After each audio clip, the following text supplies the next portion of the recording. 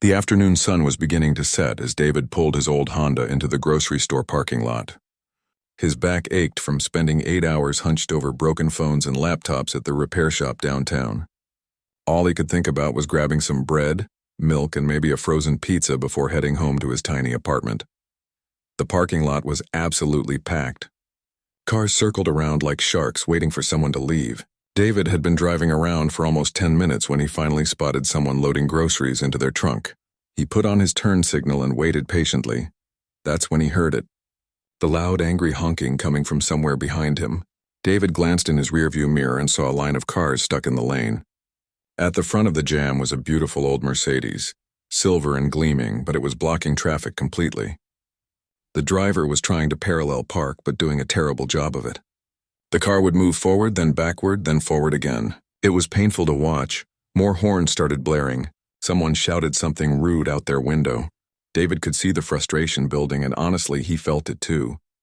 His feet hurt, his stomach was growling, and now he was stuck waiting because of this terrible driver.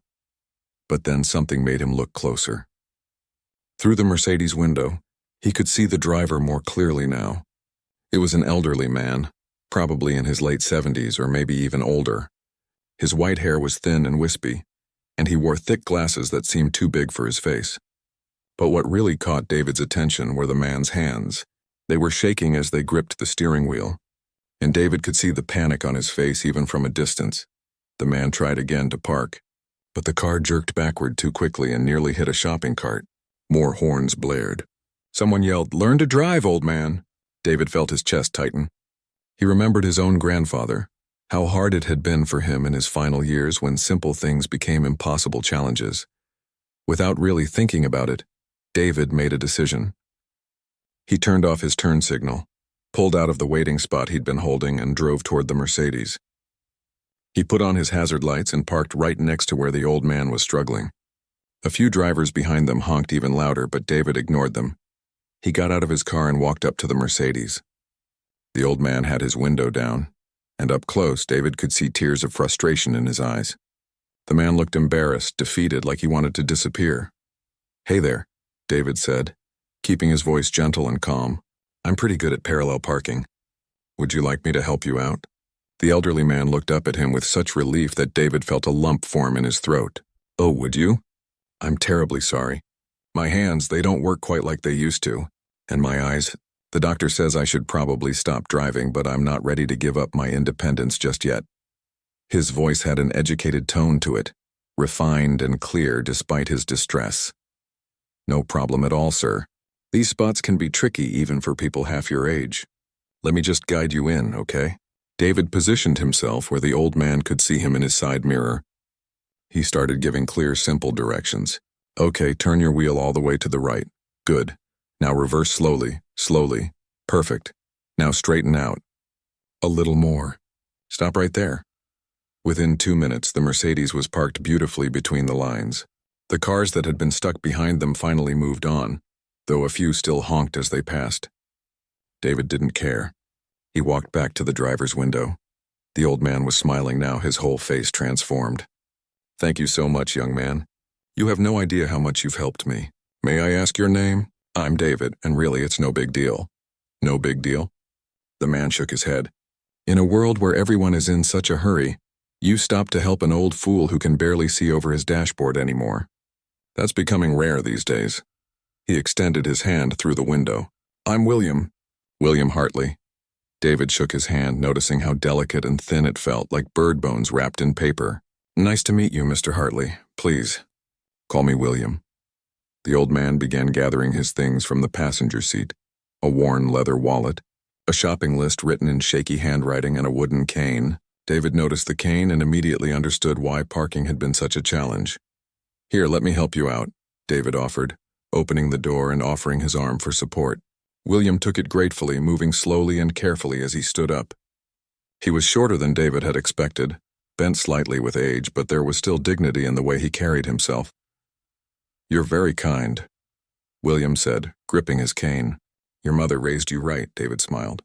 "She did her best. Are you okay to get inside? Do you need help with your shopping?" No, I'll be fine from here. I move slowly, but I get there eventually." William patted David's arm. "Thank you again, David. You've made an old man's difficult day much better." They said their goodbyes and headed into the store in different directions. David watched William shuffle toward the entrance, his cane tapping on the pavement with each step, before turning toward the produce section. David didn't think much more about it. He grabbed his groceries, paid, and drove home. It had been a simple act of kindness, nothing more than what any decent person would do. How could he have known that those 10 minutes in a parking lot would completely change the course of his life? 3 days had passed since the parking lot incident, and David had honestly forgotten all about it. Life had a way of moving forward, especially when you worked 6 days a week just to make rent. He was at the repair shop on a Tuesday afternoon, elbow deep in a broken laptop when the bell above the door chimed. David looked up and froze. Standing in the doorway, clutching something wrapped in a cloth, was William. The old man squinted through his thick glasses, scanning the small shop until his eyes landed on David. His whole face lit up like a kid on Christmas morning. "David, there you are. I was hoping you'd be working today." David set down his screwdriver and wiped his hands on his jeans. "Mr. Hartley? What are you doing here? Please, I told you to call me William." The old man shuffled forward, his cane tapping against the worn linoleum floor. "I asked around the neighborhood. Someone told me there was a young man working at this repair shop who drives an old blue Honda. I took a chance it might be you." David felt a mix of surprise and curiosity. "You were looking for me? Is everything okay? Your car isn't giving you trouble, is it?" No, nothing like that." William carefully placed the cloth-wrapped bundle on the counter. "I have a favor to ask. You see, I have this radio." He slowly unwrapped the cloth, revealing an old wooden radio that looked like it belonged in a museum. The wood was scratched and faded, and one of the knobs was missing entirely. David leaned in to look closer. It was beautiful in its own way, probably from the 1950s or early 60s. "This is a gorgeous piece. Where'd you get it?" William's expression softened and his voice dropped to almost a whisper. "It was my wife's. She passed away 5 years ago, and this radio, it was her favorite thing in the world. Every morning she'd turn it on and listen to the jazz station while she made breakfast. The music would fill our whole house." He paused, his fingers trembling as they touched the radio's surface. "I've tried to fix it myself, but I'm no good with electronics. I've been searching for someone I could trust to repair it properly." "And you thought of me?" David asked, genuinely surprised. "You stopped to help an old stranger in a parking lot when everyone else just honked and drove past. That tells me everything I need to know about your character."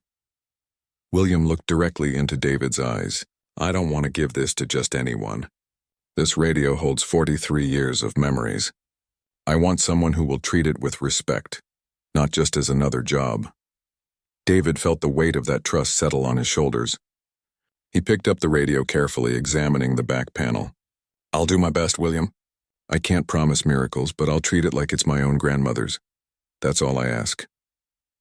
William pulled out an old leather wallet and tried to hand David some bills, but David waved him off. "Let me look at it first. I'll call you in a few days and let you know what I can do and how much it'll cost. Deal?" William smiled and nodded. "Deal." Over the next week, David spent his evenings working on that radio. It became more than just a repair job.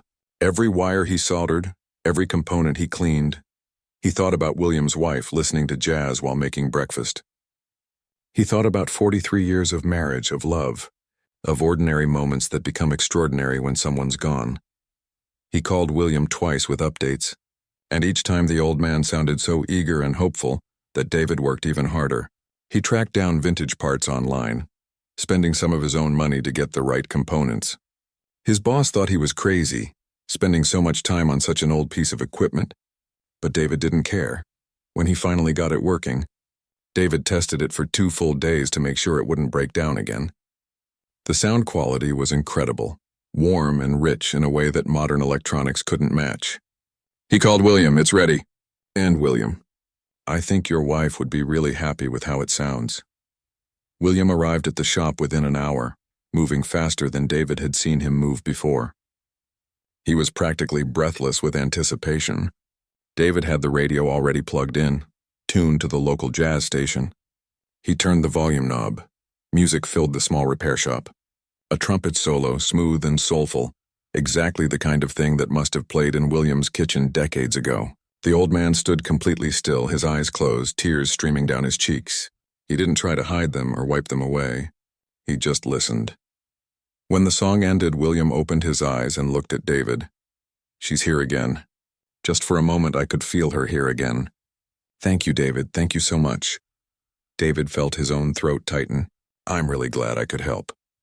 William insisted on paying, and this time he wouldn't take no for an answer. He tried to pay 3 times what David quoted, but David firmly refused, accepting only the standard repair fee. As William carefully wrapped the radio back in its cloth, he reached into his jacket pocket and pulled out a small business card. "David, I know this might seem odd, but would you consider visiting an old man for tea sometime? I don't get many visitors these days, and I've enjoyed our phone conversations this week more than you know." He pressed the card into David's hand. No pressure, of course, but the invitation is genuine. David looked at the card. It was elegant, expensive-looking, with embossed lettering. William Hartley, and a phone number. "No job title, no company name, nothing else. I'd like that," David said, and he meant it. There was something about William that reminded him of his own grandfather, and besides, the old man seemed lonely. William's face broke into the biggest smile David had seen from him yet. "Wonderful. Call me anytime." "I mean that. Anytime at all." After William left, David tucked the business card into his wallet. His boss walked over, shaking his head. "You spent way too much time on that job, kid. Barely made any money on it." David just shrugged and smiled. Some things were worth more than money. He had no idea just how true that would turn out to be. 2 weeks went by before David finally worked up the nerve to call the number on William's card. He wasn't sure why he felt nervous. Maybe it was the formality of the card, or maybe he just felt out of place having tea with someone old enough to be his grandfather. But something told him to make the call. William answered on the second ring, and the joy in his voice was unmistakable. "David, I was hoping to hear from you. Are you free this Saturday? Come for lunch. I insist." That's how David found himself driving across town on a sunny Saturday afternoon, following the GPS directions from the address William had given him. The neighborhoods got nicer and nicer as he drove. The houses grew larger, the lawns more manicured. David started to feel a bit uncomfortable in his old Honda with the dent in the back bumper. Then the GPS told him he'd arrived, and David's jaw literally dropped. He was staring at a massive iron gate with the name Hartley Manor written in elegant script across the top. Beyond the gate, a long driveway curved up toward what could only be described as a mansion. It wasn't just a big house. It was the kind of place you'd see in movies about rich people. 3 stories of cream-colored stone, tall windows, columns by the entrance, and gardens that looked like they needed a full-time staff to maintain. David sat in his car, stunned. There had to be some mistake. This couldn't be where William lived. The old man who struggled to park at the grocery store, who brought a worn leather wallet to the repair shop, who seemed so ordinary and humble. He lived here? His phone rang. It was William. "David, the camera shows you're at the gate. Just press the call button and my housekeeper will let you in." Housekeeper. Of course there was a housekeeper. David pressed the button with shaking hands, and the massive gate slowly swung open. He drove up the winding driveway, feeling more and more out of place with every second. He parked his beat-up Honda next to a fountain of all things. An actual fountain with water cascading down 3 tiers of carved stone. Before he could even get out of the car, the front door opened and William emerged, using his cane but smiling widely. He was dressed in a casual cardigan and slacks, looking exactly like the same humble old man David had met, just in a very different setting. "David, welcome, welcome. Don't look so shocked, come inside." David got out of the car slowly. "William, You didn't mention that you lived in a palace." William chuckled, a sound like dry leaves rustling. "Would you have come if I had? You would have felt too intimidated. Come on, let me show you around." Walking through that house was like touring a museum. Every room was filled with beautiful furniture, paintings that looked expensive enough to feed David for a year, and photographs covering the walls. William led him through slowly, telling stories about each room, but David was still too stunned to process much of it. They ended up in a cozy study with floor-to-ceiling bookshelves and comfortable leather chairs. A woman who must have been the housekeeper brought in tea and sandwiches, then quietly disappeared. William settled into his chair with a satisfied sigh.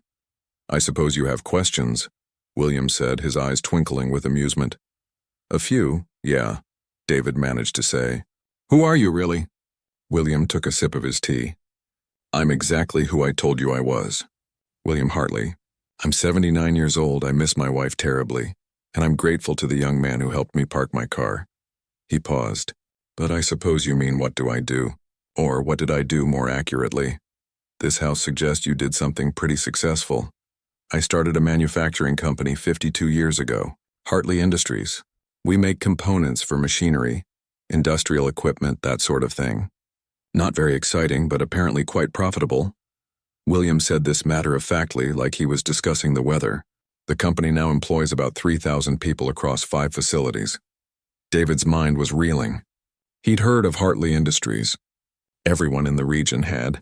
They were one of the biggest employers around. And William was the founder? So you're like, really, really wealthy. I suppose I am, William admitted, though money becomes rather meaningless when you get to my age. You can't take it with you, as they say. His expression grew sad, and it certainly doesn't buy the things that matter most. What do you mean? William stood up slowly and walked to the window overlooking the gardens. My wife died 5 years ago. Cancer. After that, my children, well... He trailed off, and David could hear the pain in his voice. I have a son and a daughter, both in their 50s now. They used to visit regularly, but after their mother passed, things changed. Changed how? Now they only visit to argue about money, about the company, about what I'm going to do with my estate. William's voice was bitter now, an edge David had never heard before.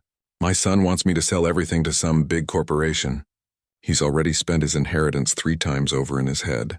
My daughter wants me to expand the business, make it bigger. Though that would mean laying off hundreds of workers who've been with me for decades. They don't come to see their father. They come to protect their future bank accounts. David didn't know what to say. The silence stretched between them. William turned back to face him. Do you know what that feels like, David?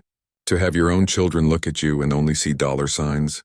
To know that they're waiting for you to die so they can divide up your life's work? That's terrible, William. I'm so sorry. That day in the parking lot, William continued, I was coming from my lawyer's office. I just had another fight with my son about the will. I was so upset I could barely see straight, which is why I couldn't park properly. He smiled sadly. And then you showed up.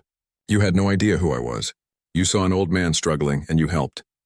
You didn't want anything from me. You weren't calculating what you could get.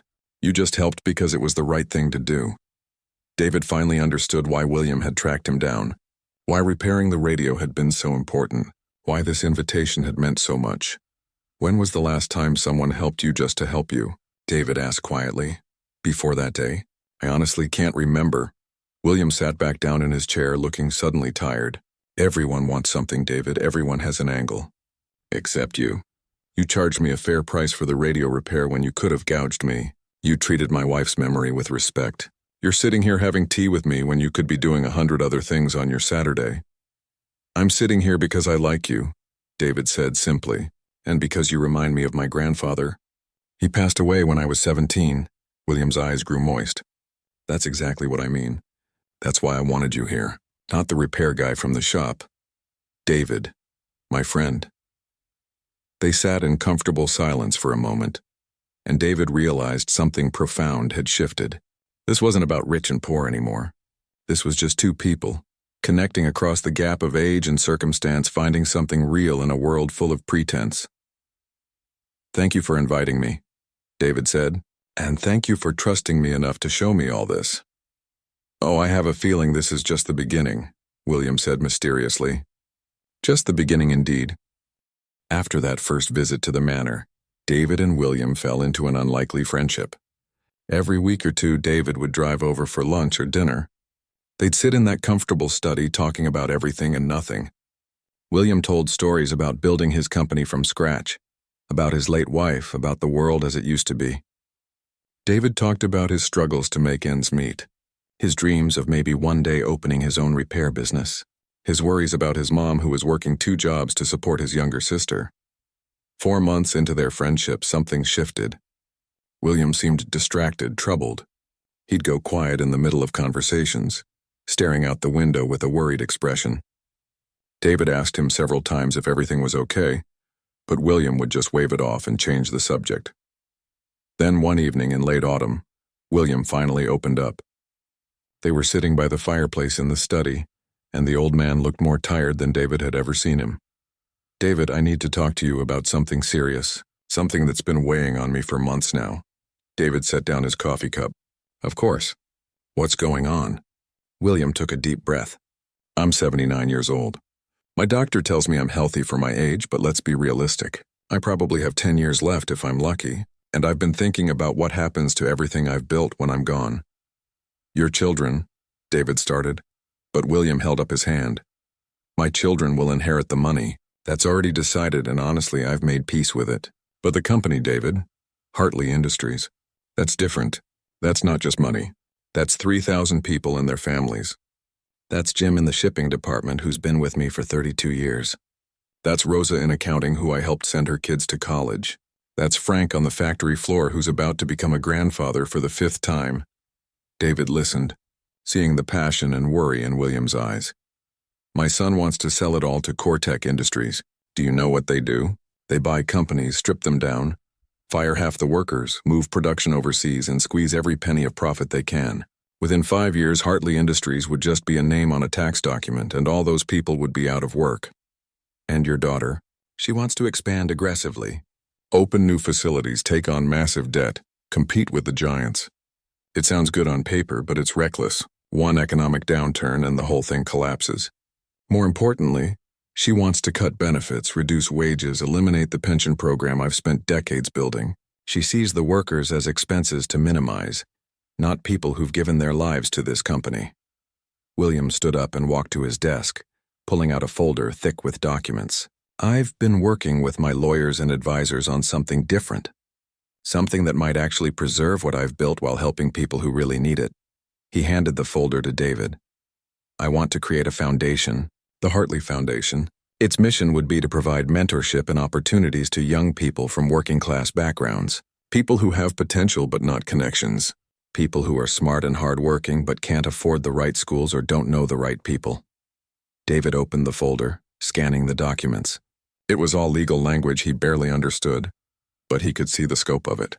Millions of dollars. Partnership programs, scholarships, job training, mentorship initiatives. "This is incredible, William. This could change so many lives." "That's the idea," William said, sitting back down. "But here's the thing. I don't want this to be run by some board of directors who've never struggled a day in their lives. I don't want it managed by people who see it as just another charity to put on their resume." He paused, looking directly at David. "I want you to help me build it, and eventually I want you to run it." David's brain seemed to stop working. He just stared at William, unable to process what he'd just heard. "I'm sorry, what?" "I want you to come work for the foundation. I'll pay you a real salary, a good one. Enough that you can quit the repair shop and focus on this full-time. I'll arrange for you to take business courses, audit classes at the university. I have advisors, good people I trust who can mentor you. And over the next few years, as we build this thing together, you'll learn everything you need to know to run it after I'm gone." "William, I can't. I'm nobody. I fix phones and laptops. I barely finished community college. I don't know anything about running a foundation or mentoring programs or any of this." William leaned forward, his eyes intense. "Do you remember that day in the parking lot? Everyone else saw an inconvenience. You saw a person who needed help. That's not something you can teach in business school, David. That's character. But there must be qualified people, people with degrees and experience, and people with credentials." William interrupted. "I've met thousands of them. They're very good at looking impressive on paper. But do you know what they're not good at? Understanding what it's like to work paycheck to paycheck. Understanding what it means when someone can't afford to take an unpaid internship because they need to eat. Understanding why a kid from the wrong neighborhood might not know how to network or dress for an interview or navigate an office environment." David felt his hands shaking. "This is crazy. Maybe, but I've built a company from nothing. I've made a lot of money and I've made a lot of mistakes. And I've learned that intelligence and education matter, sure, but integrity matters more. Empathy matters more. The ability to see people, really see them, that matters most of all." William pulled another document from his desk. "I'm not asking you to decide right now. Take this home, read it, think about it, talk to your mother about it. The offer includes health insurance for your whole family, by the way. And there's equity in the foundation. You'd have a real stake in making it succeed. David took the document with numb fingers. His mind was racing. This was insane. This was impossible. People like him didn't get opportunities like this. Why me? He whispered. William smiled, and there was something almost paternal in it. Because 4 months ago I was a lonely old man who felt invisible. My own children barely saw me as human anymore, just as a bank account. And then a young man stopped his car to help me park, expecting nothing in return. That told me everything I needed to know. David drove home that night in a daze, the documents sitting on his passenger seat like they might explode at any moment. His mind kept circling back to the same thought. His life had just changed in the parking lot that day. He just hadn't known it until now. When he got home, he sat at his tiny kitchen table and started reading. Really reading, and slowly, impossibly, he began to believe that maybe, just maybe, William was right. Maybe this was exactly what he was meant to do. He picked up his phone and called his mom. "Mom, you're not going to believe what just happened." David's mother cried when he told her about William's offer. Not sad tears, but the kind of tears that come when you've worked yourself to exhaustion for years and finally see a door opening for your child. They talked until 2 in the morning, going through every detail, every concern, every possibility. By the time David went to bed, he knew what his answer would be. He called William the next morning. "I'll do it. I'm terrified, but I'll do it." The old man's laugh on the other end of the line was pure joy. "Good. Being terrified means you understand how important this is. When can you start?" The next 2 years were the hardest and most rewarding of David's life. He gave notice at the repair shop, though his boss told him he was crazy to leave a steady job. William enrolled him in business courses at the local university, and David found himself sitting in classrooms with kids 10 years younger than him, scribbling notes and studying late into the night. But the real education came from William and his trusted advisors. There was Patricia, a former nonprofit director who taught David about program management. There was Robert, who'd spent 40 years in human resources and showed David how to identify potential in people beyond their resumes. And most importantly, there was William himself, sharing decades of wisdom about leadership, integrity, and the responsibility that comes with having resources. The Hartley Foundation Mentorship Program launched 18 months after David accepted the position. They started small, with just 15 young people from local communities. David interviewed every single applicant himself, and he knew exactly what to look for because he'd lived it. He could spot the kids who were working night shifts to help their families. He could recognize the quiet determination in someone who'd never had a real chance, but refused to give up. The program paired each participant with mentors from Hartley Industries and other local businesses. But it wasn't just about job skills. David made sure it included things he wished he'd known at their age. How to write a professional email, how to dress for an interview on a budget, how to navigate office politics, how to ask for help without feeling weak. All the invisible rules that people from wealthy families seemed to know automatically, but people like David had to learn the hard way. By the end of the first year, 13 of the 15 participants had either landed good jobs or gotten into college programs. They never thought possible. The 2 who didn't make it still stayed in touch with David, working through their struggles, trying again. Word spread. Other companies wanted to partner with the foundation. More young people applied than they could possibly accept. David had to hire staff, manage budgets, give presentations to potential donors. Every day he felt like he was in over his head, but every day he also saw lives changing, and that made everything worth it. William watched it all with obvious pride, attending every graduation ceremony, every milestone celebration. But David noticed the old man was slowing down. He moved more carefully, tired more easily, sometimes forgot things he'd said just days before. One afternoon in the 3rd year, David arrived at the manor for their weekly meeting and found William's son and daughter there. The atmosphere was tense. William's son, Richard, barely acknowledged David's presence. His daughter, Catherine, gave him a tight smile that didn't reach her eyes. But something had changed. Over lunch, David watched as William's children actually talked to their father, not at him. They asked about his health, shared stories about their own children, laughed at his old jokes.